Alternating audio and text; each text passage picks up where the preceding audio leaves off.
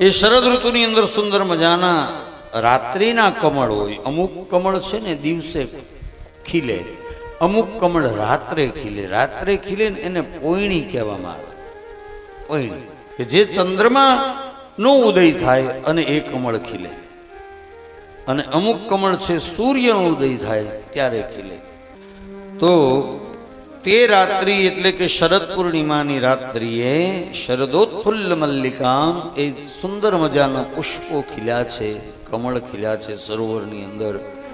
અને વિક્ષરંતો મનશ્ચક્ર યોગ માયામ આશ્રિત, તે રાત્રિએ યોગ માયાનો આશ્રય કરનારા જીવાત્માઓને માટે ભગવાને એક લીલા કરી છે. ને એ લીલા કઈ છે તો કહ્યું કે ભગવાન એ શરદ પૂર્ણિમાની રાત્રિએ વૃંદાવનમાં ગયા છે અને ત્યાં જઈને ભગવાને બંસીનો સૂર છેડ્યો છે. ભગવાને બંસી વગાડી છે વૃંદાવનની અંદર જઈને. શરદ પૂર્ણિમાની રાત્રિએ બંસી વગાડી, અને બંસી વગાડી એટલે કેવી બંસી વગાડી છે, ન ભૂતો ન ભવિષ્યતી, ન ક્યારેય કોઈ વગાડી, ન ક્યારેય કોઈ વગાડી શકશે, આવી અદ્ભુત બંસી વગાડી છે. વેદનું પઠન કરતા બ્રહ્માજી એમાં ભૂલો કરવા લાગ્યા છે. ઋષિ મુનિની નારીઓ પણ એ બંસરીના સૂરમાં મોહિત થઈ છે. સ્વર્ગની અપ્સરા રંભા એ પણ તાલ ચૂકી ગઈ, તાલના ઠેકાઓ ચૂકવા લાગી છે. આવી બંસી વાગી હો. અને આવું ક્યારે થાય તો કે ધ્યાન બેધ્યાન થાય ને ત્યારે. તમારું ધ્યાન ક્યાંક અન્યત્ર ડાયવર્ટ થાય ત્યારે આવી ભૂલો થાય. મારે આમાં થોડુંક અપડાઉન થાય ને આમાં, એટલે મારું ધ્યાન ત્યાં ડાયવર્ટ થાય, એટલે અહીંયા વળી પાછું કંઈક બોલવું હોય, કંઈક આવી જાય, કંઈક એવું થાય.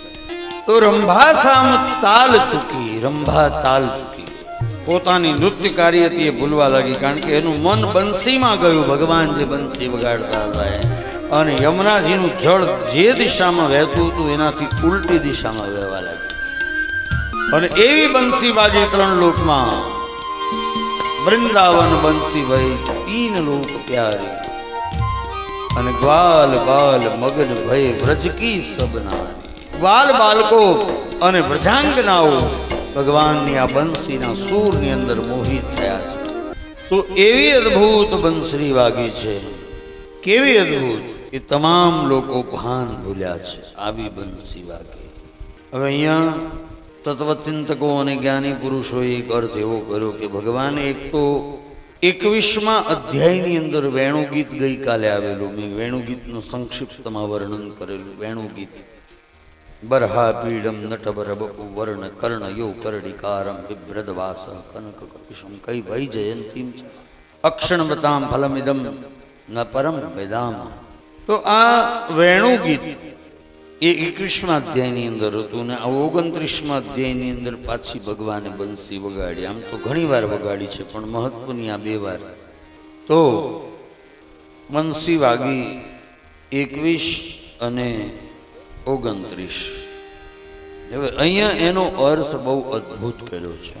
અહીં ભાવ એવો છે કે 21 વર્ષથી લઈ અને 29 વર્ષની વયની વચ્ચે જો તમને ભગવાનની બંસી સંભળાય તો સંભળાય, નહીતર પછી ક્યારેય જિંદગીમાં નહીં સંભળાય. યાદ રાખજો. હવે તમને એમ થશે કે ખરેખર 21 થી 29માં બંસી સંભળાય ના.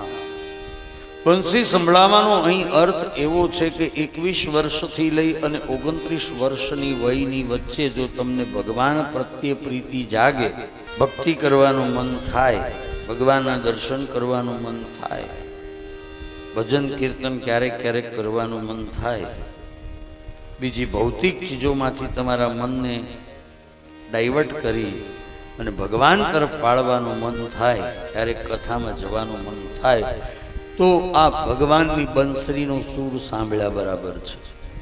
પણ આ પડાવ કયો છે 21 થી 29ની વચ્ચે, એમાં થાય તો થાય. 29 પૂરા થઈ ગયા પછી ભગવાન પ્રત્યે ક્યારેય લગ્ની લાગે નહીં.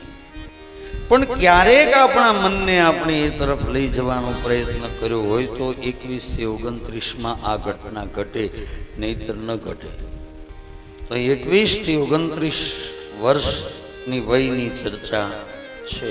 અને ઘણા લોકો એવું કહેતા હોય છે કે હવે યુવાનીમાં શું ભગવાનની ભક્તિ પૂજા ને પાઠ ને કરવું, એ બધું કરશું ઘડપણમાં. લે બોલ,